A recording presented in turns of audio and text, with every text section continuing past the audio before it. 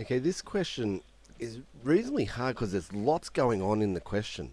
Like, I would think that anyone who just used the formula for this is not going to get anywhere near the answers it needed, because you really need to understand exactly what's going on in the problem, because there's just different bits and pieces. So be really careful of understanding exactly what's going on with this one. So let's have a look. Jackie's borrowed $400,000 on the 1st of January 1998, but she's not charged any interest for the first 6 months. That's nice. Good for Jackie. Thereafter, she's charged interest of 15% per annum, compounded monthly. Not so good for Jackie. So she's going to repay the loan in equal annual instalments of M dollars on the 31st of December each year, and the loans to be repaid by the end of 2001. So there's lots to take in there. She doesn't get charged interest for the first 6 months, but then she gets charged interest compounded monthly. So it's going to compound every month, but she's only making installments at the end of each year.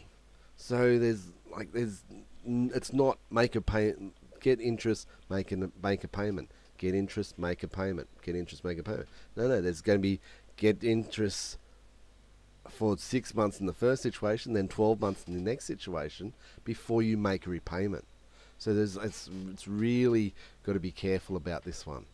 What we've got to notice as well, 15% per annum compounded monthly, so that's 1.25%. So that's where we're going to get the 0.0125, because that's 1.25% as a decimal.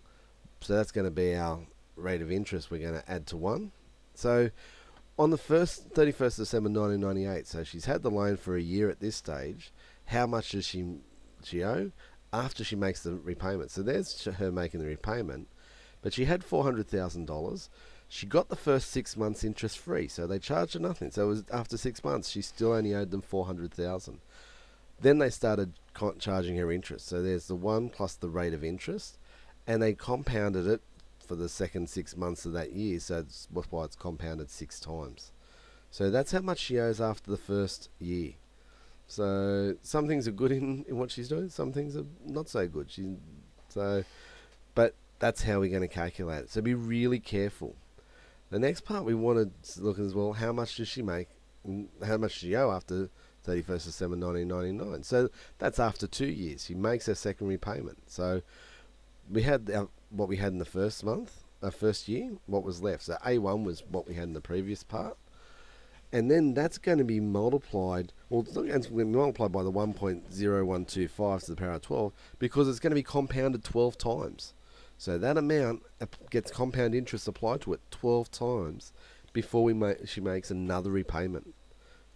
So that's where we're going to get the 400,000, and because it was after 1 year it was 6 there, so we multiply it by the 1.0125 to the power of 12, add the indices to give us 6.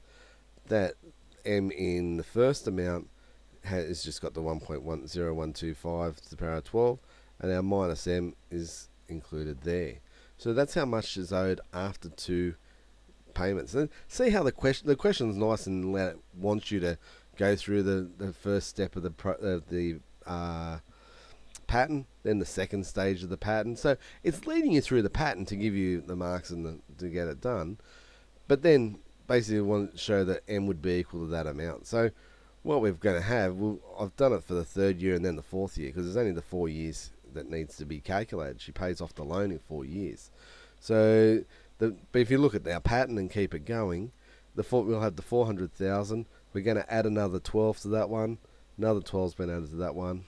1.0125 has been multiplied to give us that one, and then we make a repayment there.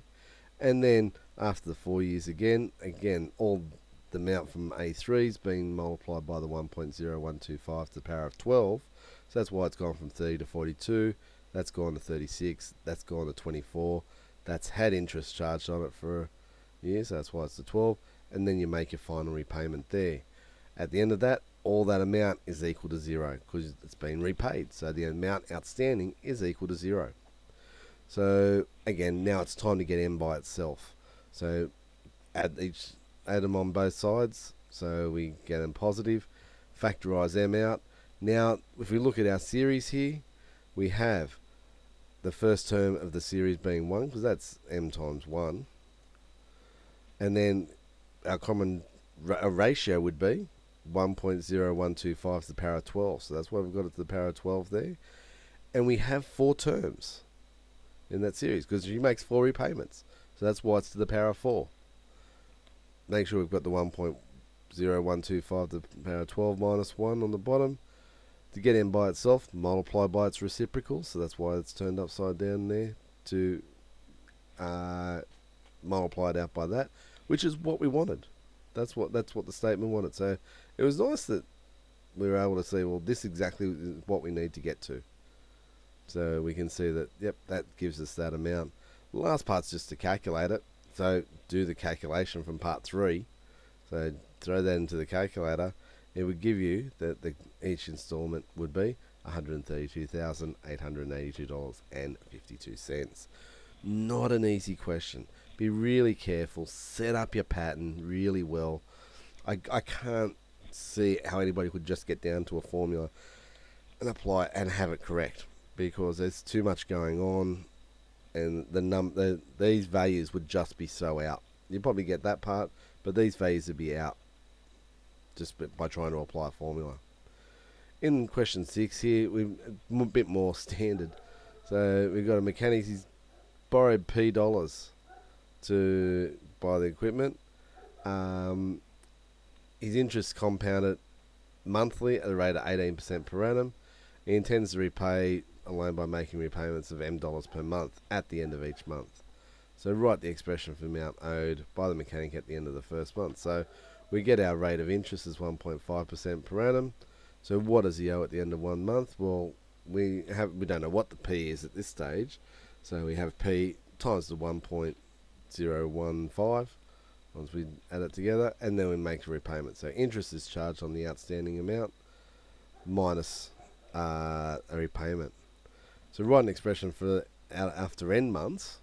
So, well, again, set up your pattern. Go for 2 months. What happens? We get what was left over in the first month, has interest applied on it, make a repayment. So expand it out, we get a pattern that looks like that. A2 is equal to P 1.015 squared, M minus times 1.015 power of 1 minus an M. So after 3 months, it'll start to look like that. It'll go from 2 to 3 there. That adds 1 power there. That has interest now applied to it. And then you make a repayment. And so I think at this point, you can get down and write, well, if it's a to the power of n, you know these two numbers are the same, so that must be the power of n. And then this one is always starts off the pattern with 1 less, then 2 less, and it goes all the way down to it's just minus a repayment, because at the end of n months, they're going to make a repayment. So that's why it's always going to finish in minus m.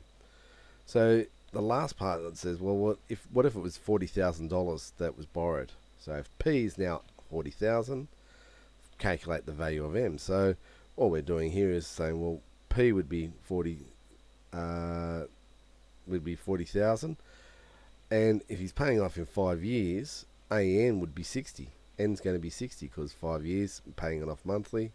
So that's why we get these values of 60 and 40,000, and A60 would give us, now just substituting in those values, we get an expression like that, which is going to be equal to 0. And we're factorising m out, we're getting our series in that form, so the m1 plus 1.015 and squared up to 59s. So it's a GP, A is 1, R is 1.015, and we've got 60 terms because he makes 60 repayments. There's our m times that, because I've taken it across and make so it's positive. So we've applied the sum of a geometric progression, so A, R, and N, so there's R as well, and that's going to be equal to the 40,000 times the 1.015 to the power of 60. Again, multiply by the reciprocal there. So see how that gets multiplied on both sides, so 0.1015, divide by that one on both sides, puts it on the bottom, and there, once you do the calculation, gives you the $1015.74 as the repayment. That was pretty much standard. A little bit different because it started using P, so tried to, again, put people off. It wants an expression. So, again, you got to set up the pattern. Didn't want a calculation, it wanted an expression. Again, just a little bit different to make sure you're showing those patterns, you're getting that first month, then you can get down to any months and write an expression before you start putting in some numbers in to calculate it.